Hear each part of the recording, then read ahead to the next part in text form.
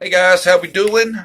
I'm going to give you a little bit of a background on Cleo Smith's abductor. As everybody's known by now, I'm sure, Cleo was found. She was found in a home in the Carnarvon area, and they're saying that the house she was at was a mere 7 minutes away from her home, which is something else. That's as far away as she was. So Carnarvon, from what I'm learning, is a pretty small town. They say there's only like 4,400 residents. So, that makes you think that maybe this guy was stalking her.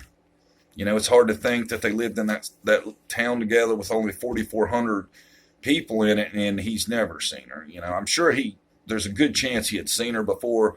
Whether he was stalking, we're not sure. It seems like there's a good chance he was stalking. It's like I said in my other video, the crime opportunity seemed, hard to buy because at the time they got to the campground, it was already dark. It was late. Cleo had went to bed pretty soon after that because she had been put down to sleep at 8:30 that evening. So it makes you think that it could have been a stalking thing, which I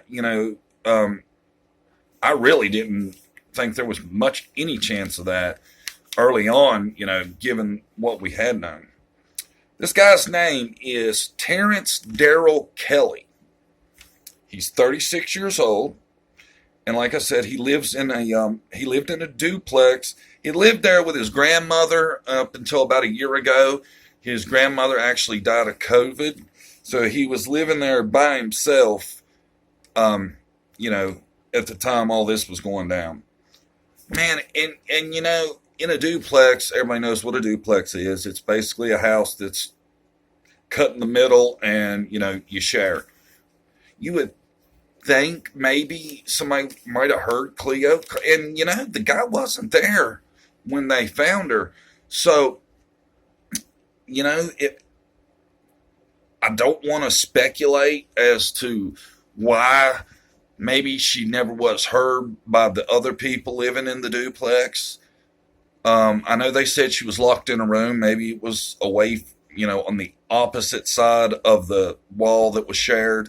And maybe in the end, she just wasn't screaming and it was that. Maybe, he had already threatened her or something. Don't scream or bad things will happen. I'm hoping we'll find all that out. And I'm really hoping that she wasn't physically harmed in any way because, I know that can really do a lot of damage to a child. Uh, Not a lot about this guy. I have seen I'm assuming it's a TikTok, and if you've seen that TikTok and knew that guy lived in that town, it would have been the first house I went to. This dude's in the TikTok, and he's like standing in the middle of a room, and he's basically just, going around the room slowly, and everywhere you look are dolls. So apparently this 36-year-old man had an extensive doll collection. Creepy, right? Oof. Anyway, another thing that come out was he had been seen in the community buying nappies, which is Australian for diapers. Now, Cleo didn't need diapers, so that's a little troublesome why he would be buying those. Maybe, like with his sick mental illness or whatever led him to do this, he was thinking that Cleo would have made a nice doll. Maybe his mental illness led him to believe, that it was no different than having a doll play and dress up and that kind of thing. Whatever the circumstances was, it's a really twisted thing. And then shortly after they arrest this guy, apparently he's in a holding cell and he starts flipping out, beating his head on the wall, screaming, crying, screaming, I'm sorry. So there's definitely a lot of mental illness going on with this dude.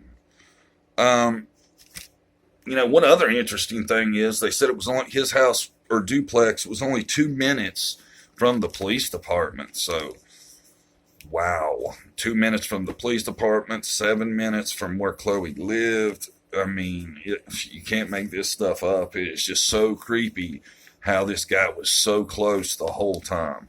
And, it apparently he was feeding her and taking fair care of her because, Cleo was gone for 18 nights. That's a long time.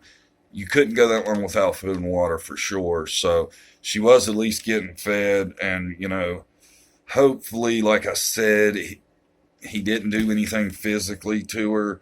And let's pray that's the case.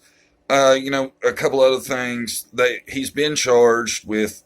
And, the way I understood it, there were a few charges, but the one that stuck out that they actually addressed was a charge of kidnapping. I'm not sure of the law in Australia, what kind of sentence that would be. I know I've seen people on some of my other videos about Cleo in the comments that were from Australia. And if you are, comment below, let us know, how serious of an offense is this in Australia. I hope it's a very serious one. And, like in the United States, I know a lot of times people will play the mental thing to get off and, not be competent and all that. I'm sure it's probably similar to Australia. They said this guy's known to police. That's all they said. Don't know if he has a history of things or whatever. You would think, though, he didn't have a huge history of crimes against children or something like that, because you would have thought, being 2 minutes from the police station, it wouldn't have taken him 18 days to be banging on his door. And I'm really interested in learning why they went to that house to begin with. They haven't said. They just said it was basic, good old-fashioned police work. I don't know. We don't know, But that's pretty much it. When Cleo was found, she was playing with toys. Like I said, he had the video with the creepy doll collection, so maybe it was some kind of twisted fantasy that Cleo would be his doll. Who knows? Comment below if there's things that details. Let me know. I'll add it into another video. And, once again, let's say a prayer for Cleo. Even though she's been found, that's not going to be the end of the story when it comes to her abduction. Let's pray she handles it well and, is nice, happy, and healthy moving forward. All right, guys. I'm out.